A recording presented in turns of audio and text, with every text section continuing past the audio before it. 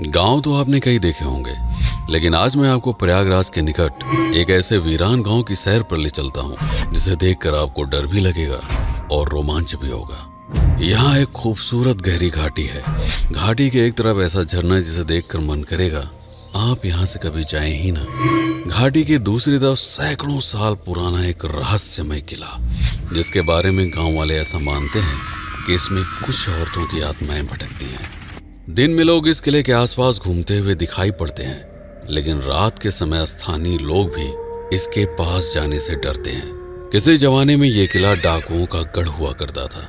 इसके ऊपर फिल्म भी बन चुकी है, बिंदिया और बंदूक। इस किले से कई रहस्यमय गुफाएं भी निकलती हैं, लेकिन वो कहाँ है, इसके बारे में स्थानीय लोगों को अधिक जानकारी नहीं है। अगर आप अकेले हैं तो इस किले के भीतर जाने से बचें। यहाँ लूटपाट की कई घटनाएं भी सुनने में आती हैं, क्योंकि किले के भीतर नशीले पदार्थों का सेवन करने वाले कुछ लोग जुआ खेलते हुए मिल जाते हैं। यहाँ से सबसे नजदीकी पुलिस थाना 11 किलोमीटर दूर सिरमौर में है और एक पुलिस चौकी 8 किलोमीटर दूर लालगांव में। तो सांस ढलने से पहले यहाँ से निकलना अधिक उचित है। हाँ, अगर आप कई लोग हैं तो इस किले में व्याप्त सन्नाटे का रोमांच ले सकते हैं। ध्यान रहे कि रुकने की कोई व्यवस्था न होने के कारण ठहरने की मंशा लेकर यहाँ ना आए।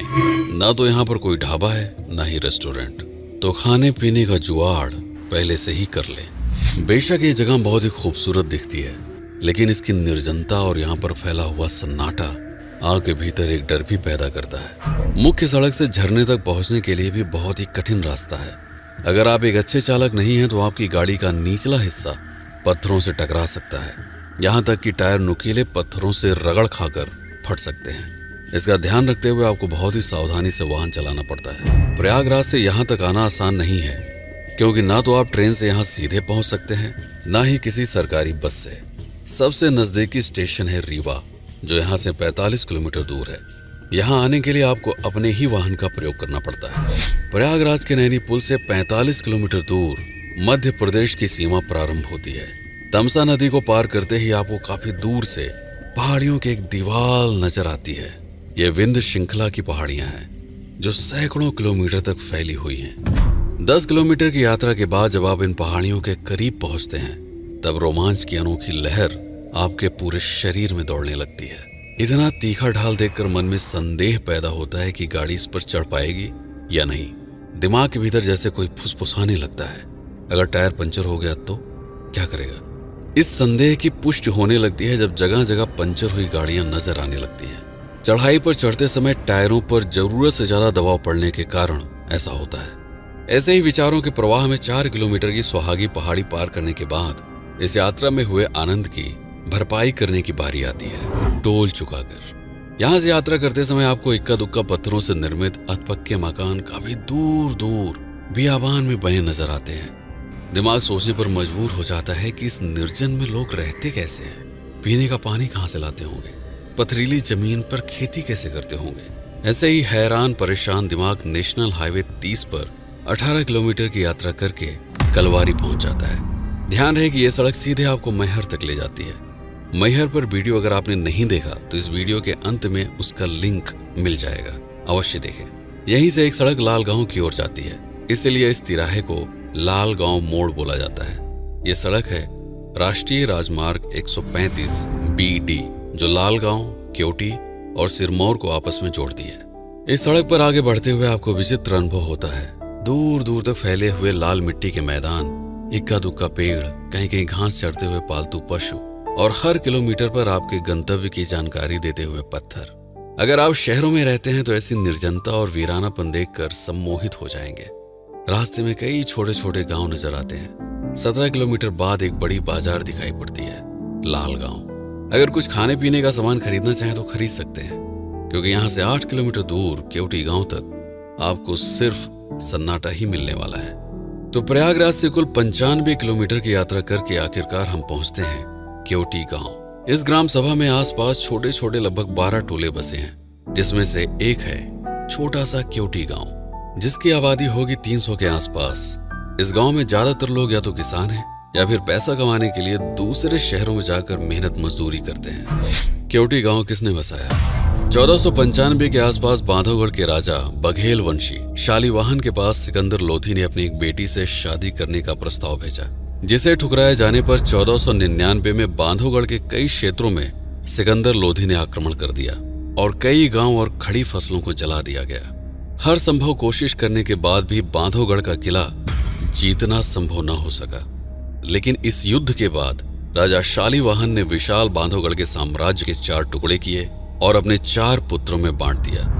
बांधवगढ़ का किला मिला सबसे बड़े बेटे वीर सिंह देव को, उत्कल का क्षेत्र मिला उदयकरण को, घुमन का क्षेत्र मिला राजकुमार जनक और अंत में केवटी का क्षेत्र मिला राजकुमार नागमल देव को।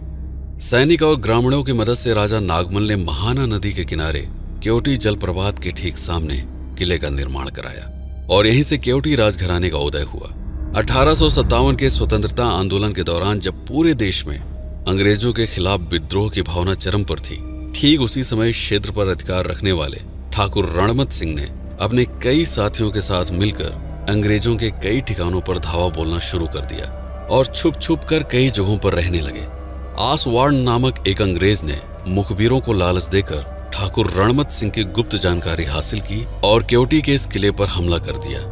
अंग्रेजों से भीषण युद्ध के बाद ठाकुर दल थमन की मदद से वह सफलतापूर्वक यहां से निकलने में कामयाब हुए। हालांकि बाद में उनको धोखे से पकड़ा गया और 1859 में आगरा की जेल में उन्हें फांसी दे दी गई। उसके बाद से यह किला अंग्रेजी सैनिकों के द्वारा ही इस्तेमाल किया गया। अंग्रेज सैनिक पास के गांव से स्त्रियों को उठाकर ले आते और उनके साथ इसी किले के भीतर दुराचार करते। जो स्त्रियां इसका विरोध करती उनका कत्ल कर दिया जाता। गांव वाले ऐसा मानते हैं कि तब से यह किला अभिशप्त हो गया और रात के समय इस किले से डरावनी आवाजें आती हैं। और यहाँ भूतिया जगह है पूरा, यहाँ पे आई थी उसको मर्डर कर दिया, इसलिए वो रात में रोती है बच्चा लेकर। धीरे धीरे अंग्रेजी सरकार में उपेक्षा का शिकार होकर जर्जर होती जा रही दीवार और छत को देखते हुए इस किले को अपनी मौत मरने के लिए छोड़ दिया गया। आज इस किले की उम्र 500 साल के आसपास हो चुकी है। पुरातत्व विभाग ने हालांकि इसे अपने संरक्षण में ले लिया है, लेकिन इसकी देखभाल की उपेक्षा आज भी हो रही है। जबकि हर शनिवार और रविवार को इस किले से दिखाई पड़ने वाले केवटी झरने को देखने के लिए दूर दूर से लोग आते हैं। 322 फीट की ऊंचाई के साथ यह भारत का 22वां सबसे ऊंचा जलप्रपात है। ध्यान रहे, यदि आप यहाँ रुकने के उद्देश्य से आ रहे हैं तो बहुत अच्छी सुविधाएं मिलने की आशा मत रखिए। लोग बताते हैं कि यहाँ से 10 किलोमीटर दूर सिरमौर तहसील में मात्र पिरत छाया लाज में आप रुक सकते हैं। हालांकि कोई भी इस बियाबान में रुकने की कोशिश नहीं करता। यहाँ पर आप झरना देखिए, अगर मन करे तो नहाइए, सेल्फी लीजिए, वीडियो बनाइए, मंदिर में दर्शन भी कर लीजिए। कुछ लोगों के साथ मिलकर किले का भी भ्रमण कर सकते हैं, लेकिन सूरज ढलने से पहले यहाँ से निकल जाइए सुरक्षित। आशा है आपको ये वीडियो पसंद आया होगा।